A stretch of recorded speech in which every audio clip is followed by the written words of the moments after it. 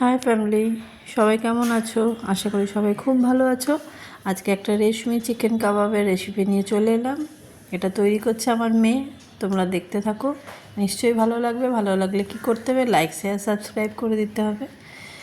দেখো, প্রথমে চিকেন নেওয়া হয়েছে, এরপরে দইটাকে একটু ব্লেন্ড করে নেওয়া হয়েছিল, দই দেওয়া হলো। এটা 1 কেজির মতো চিকেন ছিল। কেমন, দইটা দিয়ে দেওয়া হলো।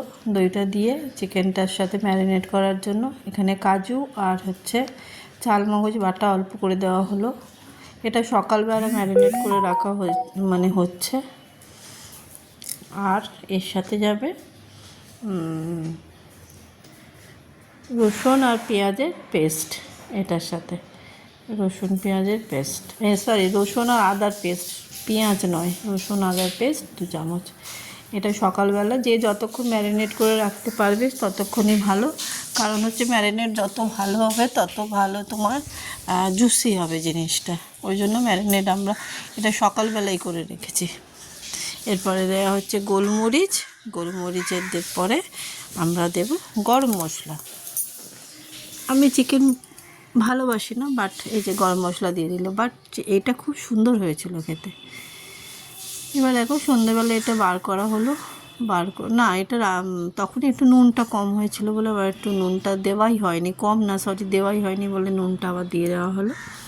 দিয়ে এটা সন্ধ্যেবেলা বার করে কড়া গরম করে তেল দিয়ে, এইভাবে তেল কিন্তু ডিপ ফ্রাই হবে না, এরমভাবে হালকা করে তেল দেবে।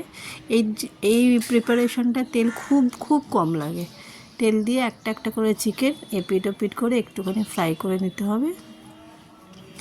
যেটা শ্যালো ফ্রাই বলে সেটা করতে হবে। এটা চারকোল দিলেও একটা আলাদা বেশ ফ্লেভার আসে, বাট আমরা চারকোল দিইনি এতে।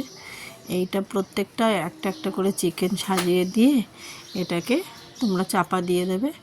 আর যেটা ওই গ্রেভি ছিল, মানে চিকেন যেটা ম্যারিনেট করা হয়েছিল, সেটাই অল্প অল্প প্রত্যেকটা চিকেনের উপরে দিয়ে দেওয়া হচ্ছে। মানে যতটা জুসি হবে ততটা খেতে সুন্দর হবে, ড্রাই যাতে না লাগে। এইভাবে এবারে এটাকে আমরা একটু চাপা দিয়ে রেখে দেবো। আর একদিকে কড়াতে তেল নিয়ে নিয়েছে। দেখো তেলের পরিমাণটা কতটুকু 1 কেজি মাংসতে। তেলের পরে এবারে পুরো পেঁয়াজ বাটা দিচ্ছে। আরও একটা কথা, এই রান্নাটা কিন্তু পুরোপুরি মিডিয়াম টু লো ফ্লেমে হবে, ঠিক আছে? এবারে পেঁয়াজ বাটাটা দিয়ে দেওয়া হলো, পুরো পেঁয়াজ বাটাটা, এবং খুব লো ফ্লেমেই ও করছে। নতুন রান্না করছে তো ধৈর্য প্রচুর।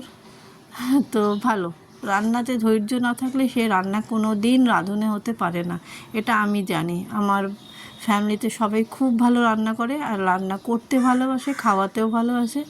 আমিও সেম, কারোর থেকে রান্না শিখিনি, নিজে নিজে করি, এবং আমার রান্নাও সবাই বলে খুবই ভালো লাগে। যাই হোক, একটু নিজের প্রশংসাও করে নিলাম। এবার আদা আর রসুন বাটা দিয়ে দিল। আগে পেঁয়াজটা একটু তেল ছাড়বে, তারপরে আদা রসুনটা দেওয়া হবে, দিয়ে ওই মিডিয়াম টু লো ফ্লেমে নাড়তে হবে এটাকে। রান্না সত্যি একটা আর্ট, এটা খুব তাড়াহুড়ো করে হয় না। আর দেখো, আমরা তো সবাই এই খাওয়ার জন্যই কষ্ট করি, তো খাওয়াটা যদি একটু ভালো না হয় তাহলে কষ্ট করে লাভ আছে? এরপরে টক দই একটুখানি, মানে যে পেস্টটা ছিল আর এই কাজু আর চালমগজের, তার সাথে একটু টক দই দিয়ে দিল। দিয়ে এইটা এবারে কড়াতে দিয়ে দেবে। দিয়ে এটাকে আবার আস্তে আস্তে করে এটা ভালো করে নাড়াতে হবে। বিকজ তোমরা জানো, কাজু আর চালমগজ না নাড়ালে এটা কড়ার কিন্তু লেগে যায়, কড়ার নিচে লেগে যায়। ওই কারণে সমানে কিন্তু নাড়াতে হবে। এর মধ্যে আছে কাজু আছে, চালমগজ আছে, আর আছে দই আছে, টক দই অল্প। নুন দিয়ে দিল, নুন আর চিনিটা স্বাদ মতো। এটা যদিও একটু মিষ্টি মিষ্টি হয়, খেতে ভালো লাগে। আর আমি গরম মশলা একদম, মানে আমি এই গুঁড়ো গরম মশলাটা আমার ঘরে থাকেই না। মানে আমি ছোট্ট প্যাকেট একটা আনিয়েছিলাম। আমি সবসময় গোটা গরম মশলা ইউজ করি। এবারে চিনি দিয়ে দিল, কারণ গুঁড়ো গরম মশলা খুব একটা, আমার গরম মশলা ফ্লেভারটাই ভালো লাগে না ইনফ্যাক্ট। আর গুঁড়ো বা গোটাটা হলে আমি ফাটিয়ে একটু রান্নায় দিয়ে দিই, ভালো লাগে। তো দেখো, দিয়ে দিল এখানে চিনি। তোমাদের সঙ্গে গল্প করছি, রেসিপিটাও কিন্তু শেয়ার করছি, ঠিক আছে? তোমরা করো, খুবই ভালো লাগবে গো খেতে।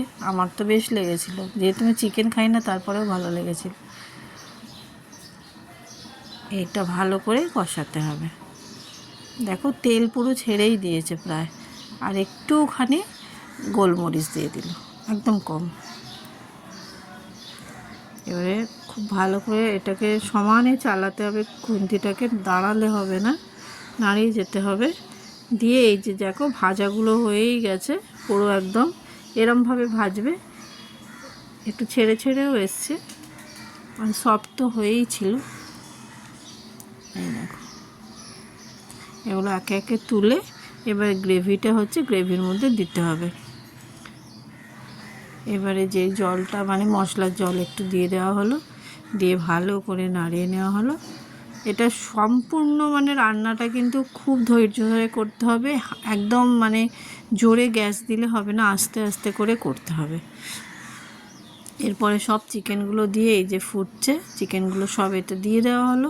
15 মিনিট ছেড়ে দেওয়া হবে। এটা 15 মিনিটে মাঝে মাঝে এসে এসে একবার নাড়িয়ে দিতে হবে। একবারে 15 মিনিট ঢাকা দিয়ে বসে থাকবে না, মাঝে মাঝে একটুখানি খুন্তি চালাবে, এসে এসে একটু গান শুনবে, একটু খুন্তি চালাবে, এরমভাবেই করবে। আমার মেয়ে এইভাবেই করছিল, তাই বললাম আর কি। দেখো এবারে এটা মোটামুটি হয়ে গেছে। এবারে এখানে ফ্রেশ ক্রিম দিয়ে দিচ্ছে, নামাবার আগে ফ্রেশ ক্রিম দিয়ে দিচ্ছে। ফ্রেশ ক্রিমটা তোমরা যদি মনে করো দিতেও পারো, আর যদি মনে করো দেবো না, নাও দিতে পারো, এটা তোমাদের ব্যাপার। এরপরে কিন্তু কাসৌরি মেথিটা কিন্তু অবশ্যই দিতে হবে, তাহলে স্মেলটা আরও সুন্দর হবে। কাসৌরি মেথি অনেকে একটুখানি নেড়ে নেয় কড়াইতে, তারপরে দেয় রোস্ট করে। আমাদের সেটা করিনি, যেহেতু এখনও এটা একটুখানি সিমে থাকবে, ওই জন্য হাতে একটুখানি ম্যাশ করে নিয়ে কাসৌরি মেথিটা দিয়ে দিল, দিয়ে সুন্দর করে নেড়ে এটা আবার চাপা দিয়ে ওই 5 মিনিটের মতো গ্যাসটা একদম লো করে রেখে দিয়েছিল। দেখো ফাইনাল লুক। এখানে আমি বাটার নান বানিয়েছিলাম, আর এখানে হচ্ছে চিকেন, রেশমি চিকেন মশালা। কত সুন্দর দেখতে লাগছে দেখো, যদি বাটার নানটা ময়দা আর আটা দিয়ে মিশিয়ে করেছি, তাই জন্য। ভালো লাগলে কী করবে, লাইক শেয়ার সাবস্ক্রাইব করে দেবে। টাটা।